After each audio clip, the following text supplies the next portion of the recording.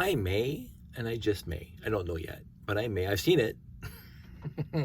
I may invest in a wireless microphone that connects to the iPhone. So when I'm way over here and talking like this, you won't hear like, whoa, like sound in 3D.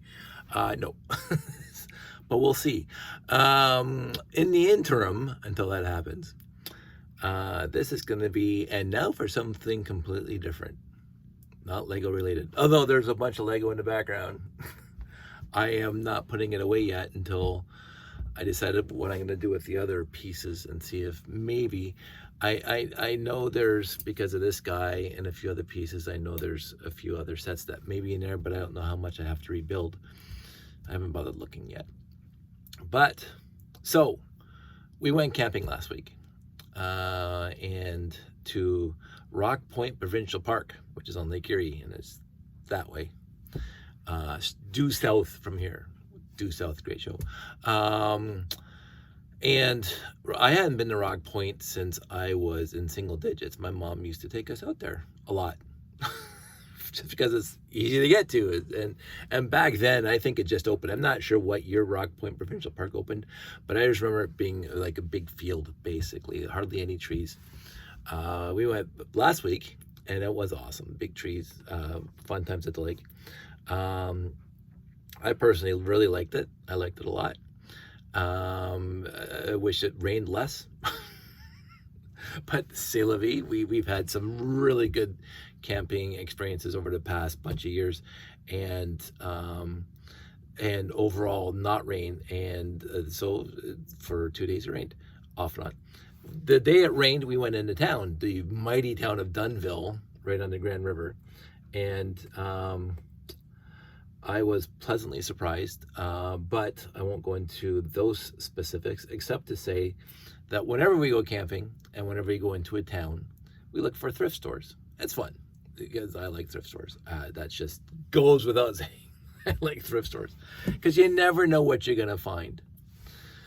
And so you can see that Lego's my hobby. But I have another, I won't say it's a hobby, but it's a pseudo thing I've been doing in my quote unquote spare time for many, many generations. My earliest memories, Lego, Star Trek, whatever. My earliest memories when I was reading, so I wasn't 3 reading these books, but I think my dad gave me his 3 Hardy Boys books when I was 7 or 8 years old. And I loved them. He had book 3, book 5, and book 30, whatever, somewhere. And they're the old tweed covers, the originals from the 20s and 30s, because, of course, he was a kid. Not in the 20s and 30s, but he was a kid. They didn't release the blue cover books until the 60s. As far as I remember, I did some research on it, and I don't have my Excel spreadsheet in front of me that can tell me exactly what years specific books were published. But so my dad had the original 3 tweed books, Missing Chums, and I can't remember the other 2. Skeleton Rock, I think, was one of them. And I can't remember the 5th one. I'd have to go look it up. And again, I keep track of it in a spreadsheet now. And then my brother and I both read Hardy Boys books. And so he would get one for his birthday and one for Christmas, and I would get one for my birthday, one for Christmas. Because by the time we were kids, there wasn't just the original 37. They started releasing more in the 60s and 70s. And they weren't all released yet, by the way, because anybody who knows Hardy Boys, you know that there's, now I'm hoping my memory's not this flaky, 58 original, quote unquote original, the 37 originals with the tweed jackets that were published in the 20s and 30s and 40s. But then they started releasing more. And so there's 58. And so we started getting them throughout the years. And there are the blue ones with the title on it and the picture printed on the actual thing. And so, but we had that 3 originals, and then we started getting them and read them all. And then again, people stopped buying them for us because we were too old. I started buying them myself. This is what I do. If I want something, and I wanted to be, again, I'm not completist about, where's that coming from? I'm not a completist about too much in my life. But I remember in my 13, 14, 15 years old, I would go over to Kohl's at Eastgate there, And I had a list of the Hardy Boys books that I hadn't had yet or owned yet. My brother didn't care anymore, but I did.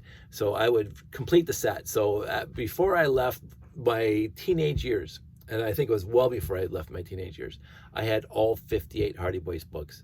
I did not replace my dad's original 3 with newer versions of those. So the original 3 Tweeds, if along the bookshelf, you see like all blue spines except for those 3 that were the Tweed spines, and the Hardy Boys Detective Handbook. So as I got older and going to thrift stores and garage sales and blah, blah, blah, I started finding sporadically, like extremely, very, very rare times I would find Hardy Boys books, consignment shops, whatever, the original ones with the tweed jacket. And I said, oh, I think I'm on a quest. This is my quest now, to get the original 37 in tweed, the tweed jackets. So we were camping. It was raining. We went into Dunville. We hit 2 thrift stores. 2. This is 2. That's not 2. This is 2. And the first thrift store we hit, I haven't even pulled these out of the bag since I bought them. I think the bill's still in here somewhere. This is like one of my dad's books, like really, really faded, really, and I hate the stickers, but I'm afraid to take it off right now. But this one's pretty beat. The Secret of the Old Mill, book number 1. I think it's book number 1. F.W. Dixon, Franklin W. Dixon, and this one came out and it has the orange insert. So again, if you know Hardy Boys books, there's a variety of different iterations of Hardy Boys books. There's this insert, and then there's one with the drawings. So this is older than the ones with the drawings of the different covers. This one is made in the United States of America, Secret of the Old Mill, 1927. I'm sorry, I love it. I honestly think this is awesome. I honestly think this is awesome. I have a book in my hand that's older than my mother-in-law. Was born in 1929, and we just saw her the other day. So I'm happy that I got this book. Now, I don't think I have one of these in tweed. I guess they said the missing chumps. I don't think it does have it in the back. In the newer book, they used to have a list of the other Hardy Boys books, and I'm afraid to look in this one. Oh, this is fun. And I never really looked at this before. This is before they had 37. This is like, because again, they kept on publishing every so often. This goes from the Tower Treasure to the Short Wave Mystery. So 2, 4, 8, 10, 24 books in 1927. Secret of the Old Mill, it was Short Wave Mystery. I honestly have to figure out my dad's set. My dad's 3 books. One was the Secret of, this is book number 3. I might have this one. That might be that. The Tower Treasure is number 1. And then they also had 2 Nancy Drews, which I don't collect.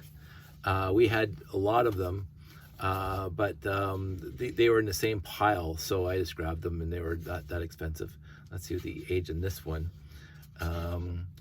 Gross and them 1957, so that's a lot newer. Mystery at Lilac Inn.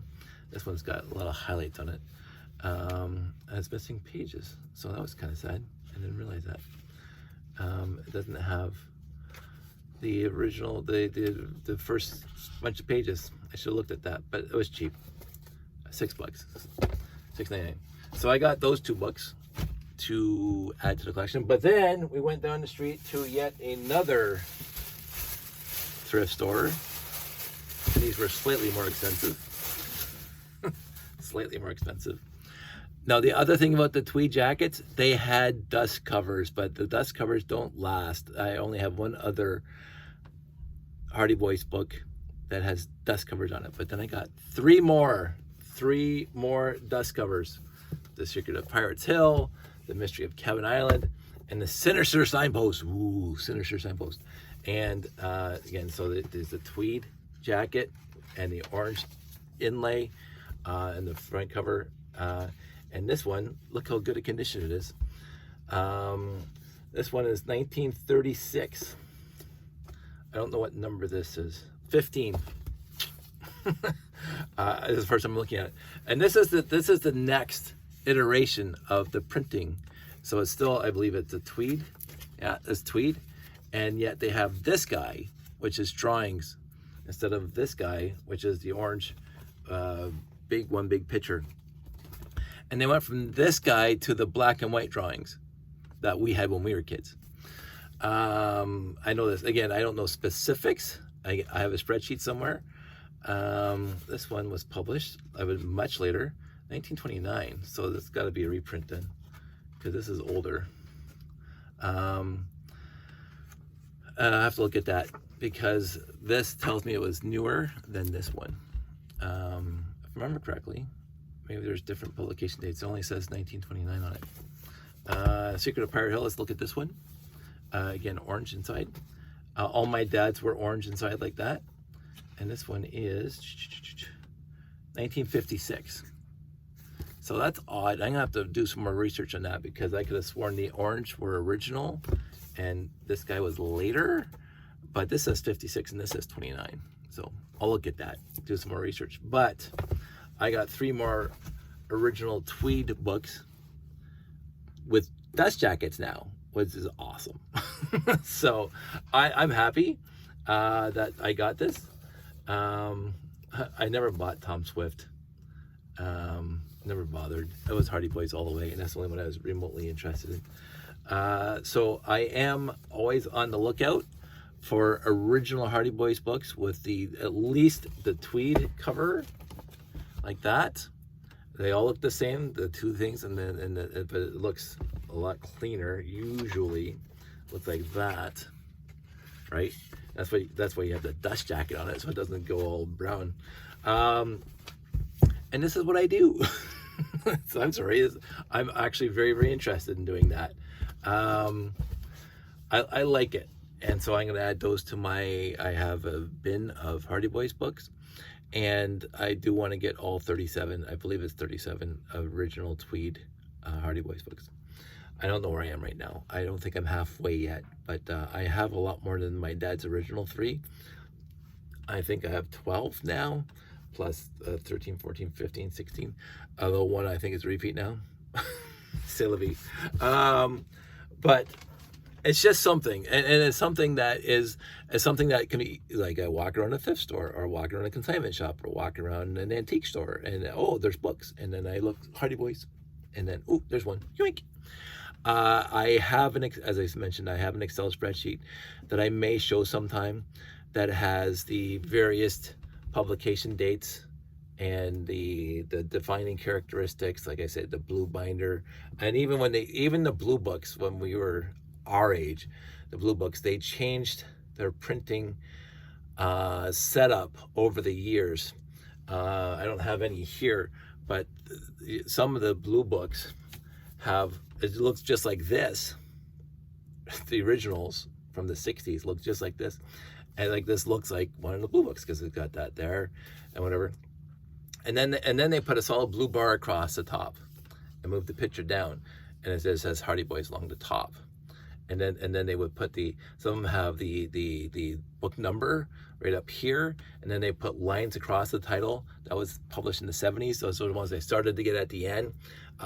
My books, I think 49 through 58, have the lines across on the top and the bottom of the title, which they didn't do before. So there are various iterations of publication dates. Now, I don't want all of them.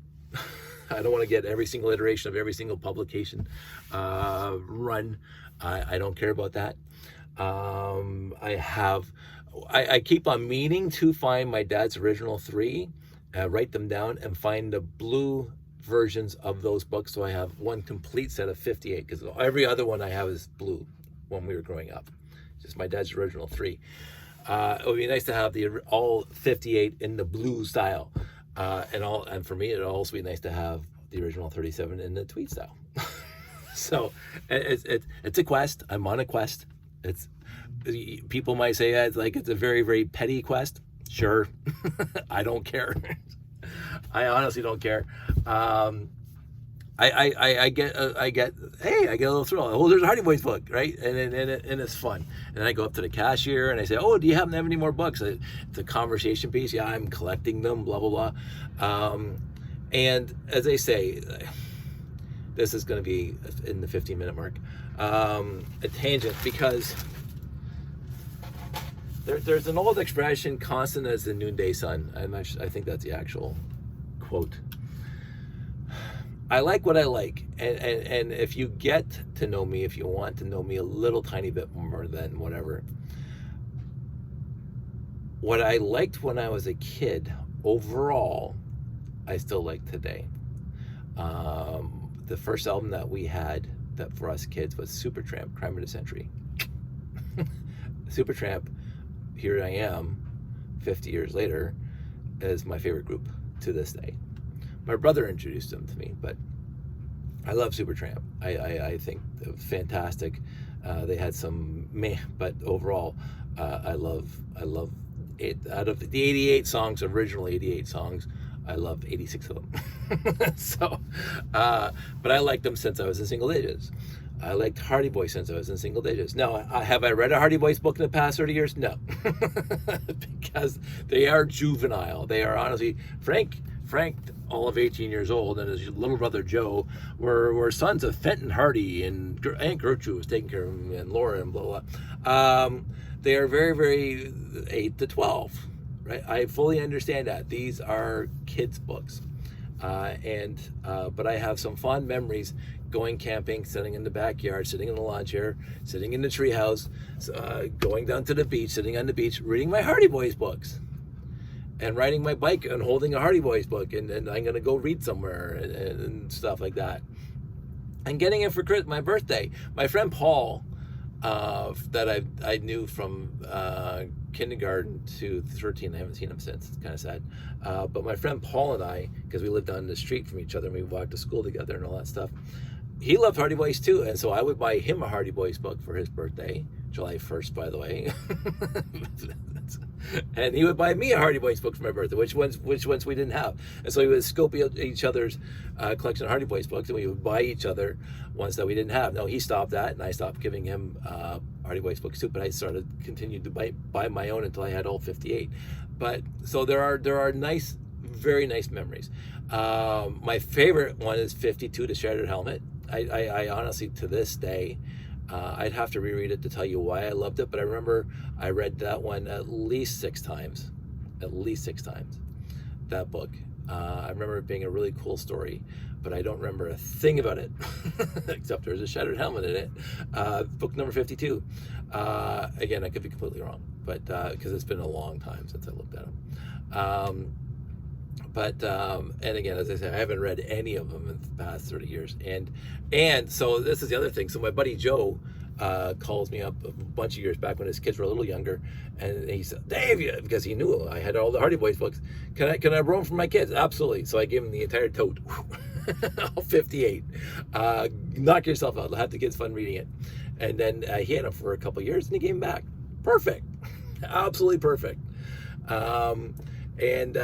So they're there for the borrowing, because again, I'm not gonna these ones I'm gonna treat a little bit nicer, not gonna let them, but I have all the original 58, besides my dad's 3, in the blue, and you can read them as much as you want. So people have borrowed them, absolutely, for your kids. 8 to 12-year-olds, I think, would be perfect. Again, it is dated. These things were written in 1927. Now, I will also say, my knowledge of Hardy Boys books, the original 37 that were republished were also rewritten to modify or modernize ideas and concepts and whatever. So I've never read one of these original ones to do a comparative study between how it was written in the 20s and rewritten in the 50s and 60s. I do know, because I have a couple old ones, that all the blue book ones that I have, there's exactly 20 chapters. And I don't know how they did that across 58 books exactly, but the older ones, before they were rewritten or edited, shall we say, they had a various number of chapters per book.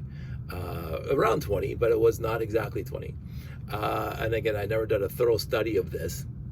Maybe I will when I get them all, and do a comparative study between the Missing Chums 1927 version and the Missing Chums 1968 version. I might do that someday, but today is not that day. I think that's it. I think I talked about everything. I don't think I had too many tangents that I still have to wrap up. I am, for one weekend or 1 week of camping and visiting town, I was very impressed that I found 6 books. Okay, 2 Nancy Drews, but that's fine too, especially the older ones. I am happy that I'm doing this. Now, the one thing I do wish for in this house is to have a bookshelf somewhere, because when I grew up, there was always bookshelves, but again, I took all my Star Trek books and all my other books, except for the key books. The Foundation's still in this house, by the way. The Foundation trilogy is still in this house. David Eddings still in this house. But my 500 plus Star Trek books, except for the critical ones, like the technical Starfleet technical manual and the blueprints of the Enterprise, and a few other odds and sods books that I really loved, I took them all to Valley Village, because I'm never going to read them again unless somebody else enjoy them. My thing about the Hardy Boys books is that every time I'm in Valley Village, there's Hardy Boys books on the shelf, like the blue covered versions, and even the reprints from the 2000s and the later ones, because they actually produce new Hardy Boys books now, that continue on from 58 to whatever they're up to now, as well as the different series of Hardy Boys books, and so Hardy Boys and Nancy Drew, and Hardy Boys and Scooby, not Scooby Doo, but whatever, the different different versions of Hardy Boys books. So and there's a TV show on YTV or whatever, the Hardy Boys. Which, let's talk about this for a sec. I tried to watch Nancy Drew when it came on to whatever cable station was a while back. I don't know how many years ago. I tried to watch it because I watched the original for us, the original Hardy Boys from 1979, I think it was, with Parker Stevenson, who went on to do Baywatch, and my favorite musician at the time, not group, Sean Cassidy. And I remember liking it. I don't know if it holds up. I remember the theme song in my head to this day, and I loved the opening credits with all the books appearing in that old grid pattern. I love that, and I wish I could find it. It's probably on YouTube.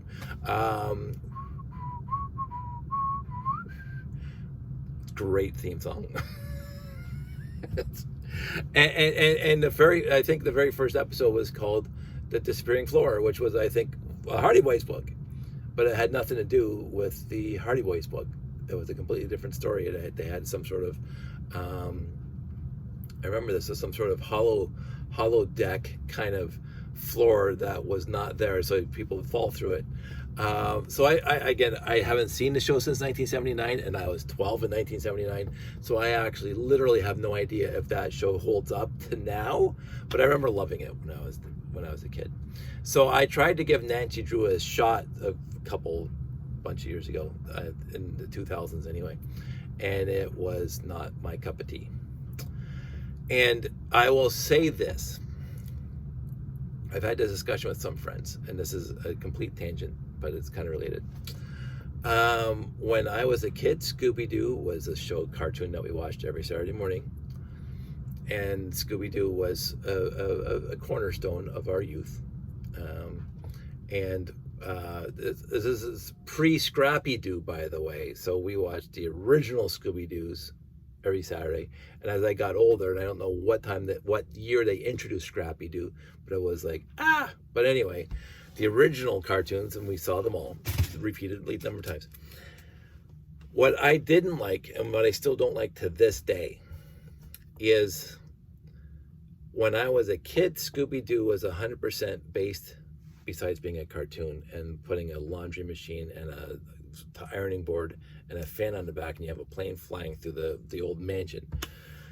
Forgetting all the defying of physics that happened in Scooby-Doo, because it's a cartoon. Every single ghost apparition, skeleton walking around, was a person that was behind it. Hey, I would have gotten away from it with it too if it wasn't for you meddling kids and that pesky dog.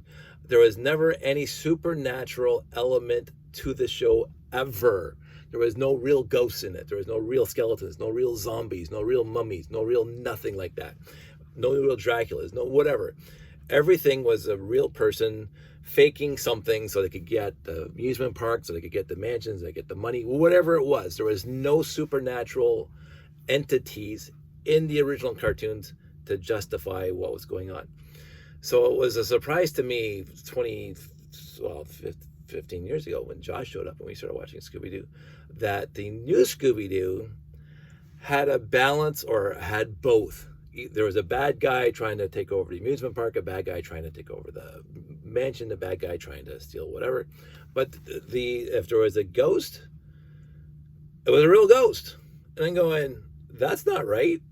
You're teaching kids that in this reality of world that there's ghosts. Now, hopefully the kids realize it's a cartoon. But when I was a kid, that never happened in any of the original Scooby-Doos. It was never a ghost. There was never a real ghost. There was never a real Dracula. There was never a real Wolfman. There was never a real anything like that. It was 100% some guy or girl, trying to scare people away. And that was the same thing for Nancy Drew in her books, which I did read all of them when I was a kid. There was no supernatural entity at all in Nancy Drew and the entire franchise, just like the Hardy Boys. There's no supernatural entity. And so you create a show in the 21st century, in the 2000s, that uses the name Nancy Drew as a high school kid or whatever, young girl, solving mysteries, and there's supernatural stuff happening, real supernatural stuff happening. And I'm going, then call it something else. I don't mind supernatural in shows. I mean, I have no problem at all. But it's not Nancy Drew. Nancy Drew did not have any supernatural stuff to it. Scooby-Doo had no supernatural stuff to it at all when we were growing up. I mean, that's the whole premise of this show, is to get behind the curtain, to get rid of the mystery, and having an actual ghost, having an actual zombie, having an actual, well, I don't know if they have a zombie, but I remember it was actual ghosts and mermaids in Scooby-Doo. Mermaids. What is this? I watched one of the, I don't know, but I can't remember the plot. But there was like a mermaid that was trying to save her people, and the landowner was trying to get rid of them, and it's a mermaid, dude. That's not the premise of Scooby-Doo. But anyway, that's my rant.